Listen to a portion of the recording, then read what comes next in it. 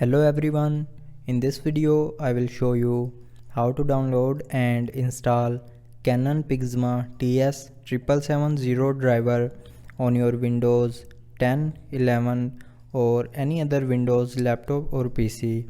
So follow every single step as I am showing you in this video.